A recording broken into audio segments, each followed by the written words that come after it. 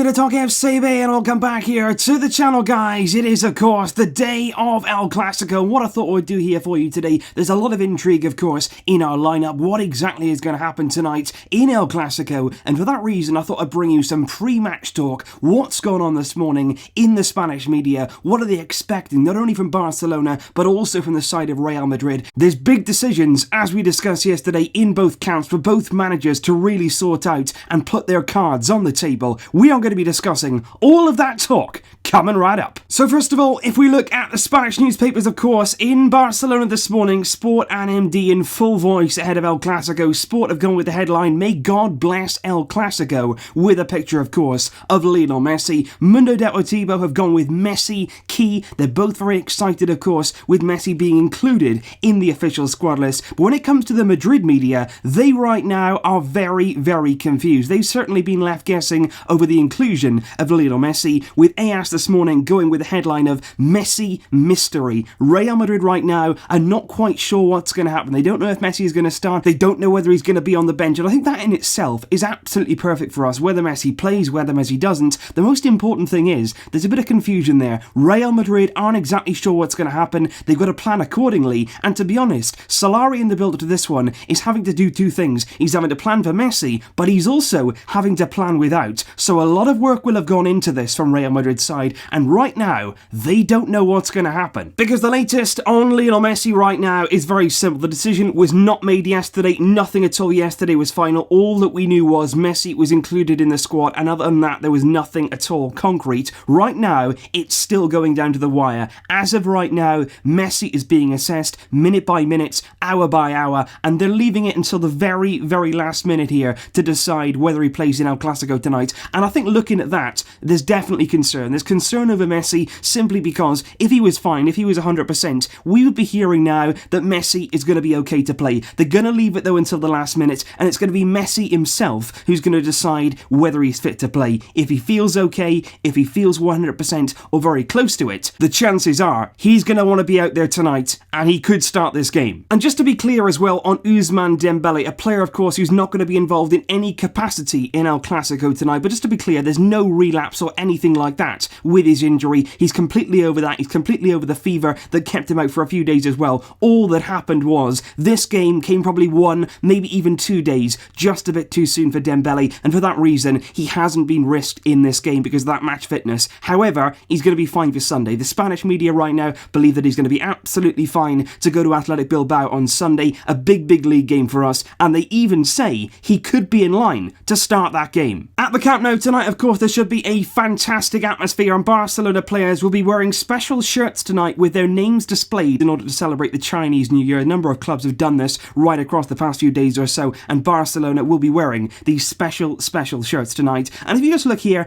at Sport, they've gone in depth with what they believe the two teams will line up with tonight, and it's very, very interesting to see what they've included. Obviously, you will notice there the inclusion of Lionel Messi. They believe it will be Ter Stegen, Roberto at right back there, Piqué, Longley, Alba. They've got Longley's number wrong there. Sport, Busquets, Rakitic, Arthur, Messi, Suarez, Coutinho. So no real surprises there. Of course, Messi included, and then Roberto at right back. With Real Madrid, though, they believe that Marcelo is going to come back in at left back over Reguilon. They believe Casemiro in midfield there, and they believe that Vinicius Jr. is going to get the nod ahead of Gareth Bale, and that does seem to be the general consensus. Vinicius here is going to get a big, big chance at the Camp Nou. A lot of pressure on his shoulders, especially with his comments before the game coming into this one. A lot of pressure on him, and Bale on the bench for Real, Sport believe. But I just want to bring you here a report from Marca this morning. It's very, very interesting to me, simply because they believe that in this game, Marcos Llorente could be included in Real Madrid's midfield, simply with the purpose of man-marking Lionel Messi. That is what Marca is saying this morning. Potentially, he could come into the team ahead of Casemiro, and he could start this game just to stay on Messi, follow him around the pitch, and really try to shut him down. And I just want to show you what that could mean and why actually, if that happens, I will be ecstatic. The first reason, obviously, is that Lionel Messi will be starting. That'll be absolutely great news for us all. But the other reason is, what that will do is, it'll change the entire shape of Real Madrid midfield, and simply because this holding midfield player here is massively important, because both sides will be lining up with this 4-3-3, and obviously Llorente here is going to be holding, and Busquets is vital, and what that means is Llorente is going to be thrown all around the pitch if he's going to be forced to man-mark Lionel Messi, and Messi is not only a genius with the ball, but without the ball in terms of movement and really dragging players out of position. He is a master. He can affect games without even touching the ball, because just have a look at what Messi will do. You know Messi, he's not just going to stay out here, he's not going to be idle. A lot of people talk about him walking, but he's always got a plan in his mind. Messi will come inside, he'll just play off Suarez, he'll drop deep, and every time he's moving around, these little subtle movements, he'll be dragging Llorente all over the place. He'll be dragging him out here, and Messi doesn't just drag one player. If Messi's out here, he's not only dragging out Llorente here and creating all that space in midfield for a midfield runner, or for Suarez to drop in, or for Coutinho to come in here and really play in that space. What he's also doing is stopping Marcelo from going forward here and really affecting our defence. He's dragging two players across, and suddenly, you know the quality of Messi. Just because there's two players on him, it doesn't mean that he's stopped. So quite easily, he could actually get through this. He could play a pass through there, he could dribble around here, and suddenly then, there's an overload. So what you do when you man-mark Messi, you take a massive, massive gamble, because what you're doing there is saying, look, Barca have the advantage. Just like when you include Lucas Vázquez, you're basically saying, we're trying to stop you. We're not trying to hurt you, we're trying to stop you. And if we evade that, if we have a player like Messi who can get around that, we can definitely hurt Real Madrid tonight. There's no doubt about that. And if it does happen, if Llorente plays with the only purpose in his game to man-mark Messi, I will be ecstatic, because I believe Messi, as he is as a player, and the rest of his teammates as well, we know how to breach that kind of approach. And I just want to also bring you some news not firmly related here to El Clasico, but I think it's very, very important news nonetheless. It's on Samuel Umtiti, and I think whenever right now there's news on Umtiti, we're all sort of sitting there like, what's going to happen? Is it good news? And unfortunately, it's not. Cat Radio came out last night, a very reliable source in Barcelona, and they basically said, right now, Umtiti's recovery is not going well. We saw him out on the training field just last week, and I thought maybe things were looking up, but unfortunately, they say it's absolutely impossible for Samuel Umtiti right now to play the first leg against Lyon. It doesn't look as though he's going to return this month whatsoever. His knee is not quite recovering. The club's doctors have told him that he should have the operation. He should go for the knee surgery, and he should do it sooner rather than later, because Cat Radio say at some point anyway, even if he recovers, he may still need that surgery somewhere along the line. And I think right now,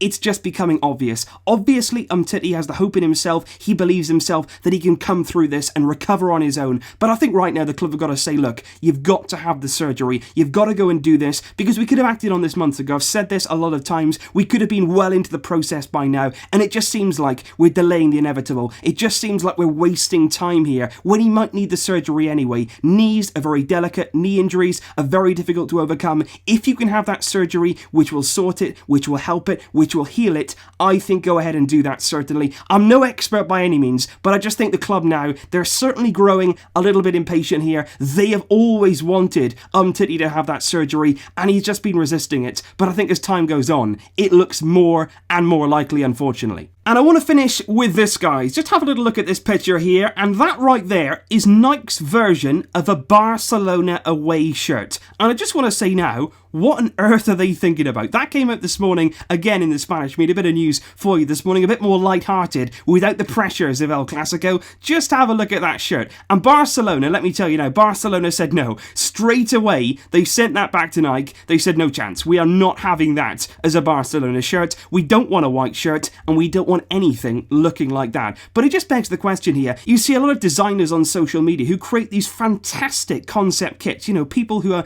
not professionals in this sort of degree, but they're creating brilliant things. Then you've got Nike, who seem to be stuck around these basic concepts. They never seem to create anything sort of fresh, new. What are they thinking there with that design? And who exactly is coming up with that? That's what I want to know. And I think there, Barcelona have got to be asking some serious questions there of Nike. But obviously, in the grand scheme of things, our focus today is El Clasico, and that is everything that is going down right now, guys. Messi in line to start, if he's ready. As of right now, everybody is left in confusion, nobody knows for sure, and that just adds to all the El Clasico excitement. So as always, guys, please let me know your thoughts in the comments down below. I will see you later on, of course, for the big match review. Hopefully it's a good one, but until then, as always, Visca El Barça!